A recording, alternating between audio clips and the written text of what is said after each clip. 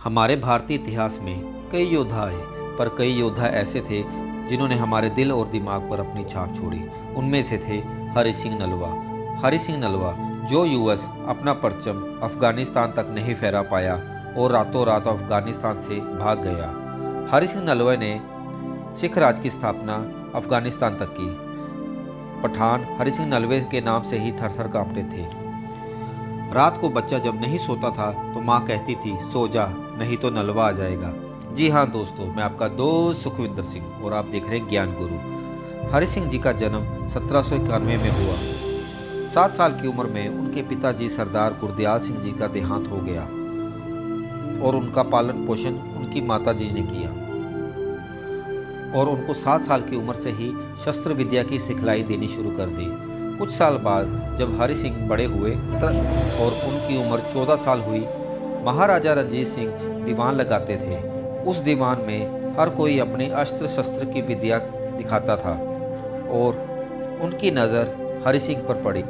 महाराजा रणजीत सिंह हरि सिंह की शस्त्र विद्या देख बहुत प्रभावित हुए और उन्हें अपना अंगरक्षक बना लिया। अब बात करते हैं हरि सिंह का नाम हरि सिंह नलवा कैसे पड़ा। ठीक 2 साल बाद जब महाराजा रणजीत सिंह शिकार पर निकले तो उनका सामना शेर से हुआ। जब शेर महाराजा रणजीत सिंह की तरफ बढ़ा तो सामने हरि सिंह खड़े हो गए।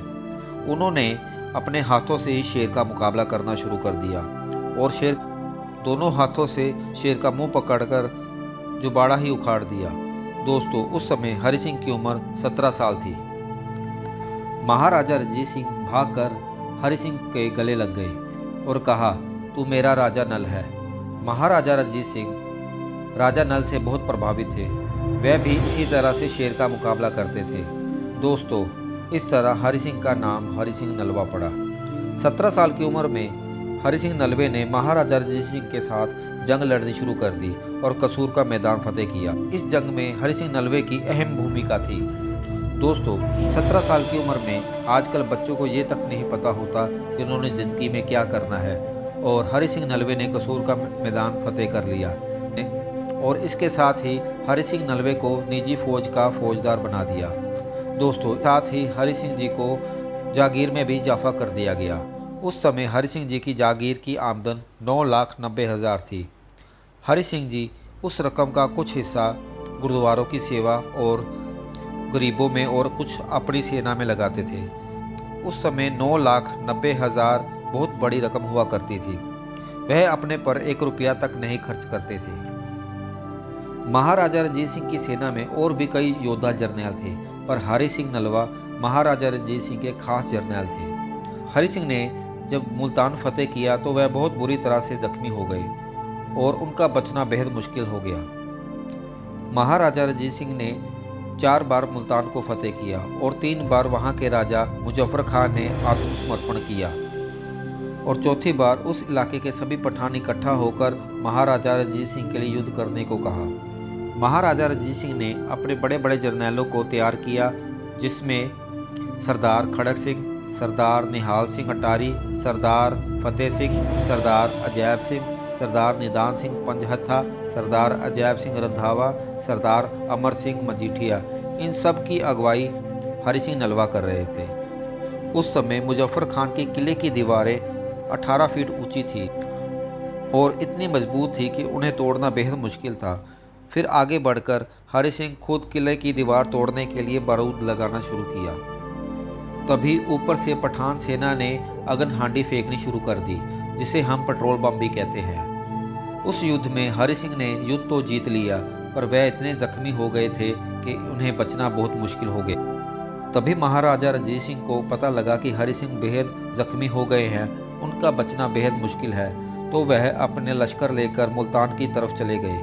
उनके साथ बड़े बड़े वैद्य और विदेशी डॉक्टर भी थे जो हरि सिंह का इलाज करने के लिए गए थे। हरि सिंह को ठीक होते 6 महीने लग गए। उसके बाद हरि सिंह ने जब मिचली का इलाका फतेह किया, एक किला तैयार करवाया। एक दिन जब हरि सिंह जी दरबार लगाकर बैठे थे तो उस दरबार में कुछ ब्राह्मण आए। हरि सिंह जी ने पूछा, बताइए क्या बात है? तो ब्राह्मणों ने बताया कि हमारी कि हमारे बेटे की बारात जा रही थी तो मिचली के पठानों ने हमारी लड़की को उठाकर ले गए।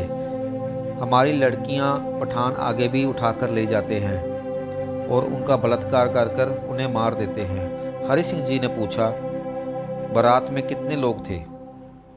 और ब्राह्मण ने कहा 30 और 40। और पठान कितने थे? तो ब्राह्मण ने बताया 4 से 5। हरि सिंह जी ने कहा, आप 30-40 लोग अपने घर की इज्जत को बचा नहीं पाए, आपके साथ तो यही होना था। हरि सिंह जी ने अपने फौज को उसी वक्त तैयार किया और मिचली के पठान का धड़ से अलग कर दिया और ब्राह्मण की लड़की को सही सलामत वापस ले आए। जब हरि सिंह जी ने लड़की को ब्राह्मण के हवाले किया तो ब्राह्मण ने कहा, अब लड़की हमारे साथ नहीं जा सकती, यह एक रात पठान के घर रह आई है, इसका धर्म भ्रष्ट हो गया है, यह हमारे घर रहने के लायक नहीं रही। तभी लड़की गुस्से से बोली, मैं इनके साथ जाना भी नहीं चाहती। जो लोग अपने घर की इज्जत नहीं बचा पाए, कल को फिर पठान आएंगे, मुझे उठाकर ले जाएंगे। मैं आपके शरण में आई हूँ, आपने मुझे बचाया है और आपने ही मुझे बहन कहा है और भाई के नाते आप मेरी हिफाजत करेंगे। फिर उस लड़की ने खंडे बाटे की पोहर ली और गुरु की शरण में आई और उसका नाम हरशरण कौर पड़ा। ऐसे थे हमारे वीर योद्धा जो अपने से छोटी को बहन और बेटी और बड़ी को माँ का दर्जा देते थे। इस पार्ट को आज हम यही ख़त्म करते हैं। अगले पार्ट में मैं आपको बताऊंगा क्यों 20 साल की लड़की को हरि सिंह जी ने अपनी माँ का दर्जा दिया और हरि सिंह जी के मरने के बाद भी पठानों में क्यों था उनसे खौफ।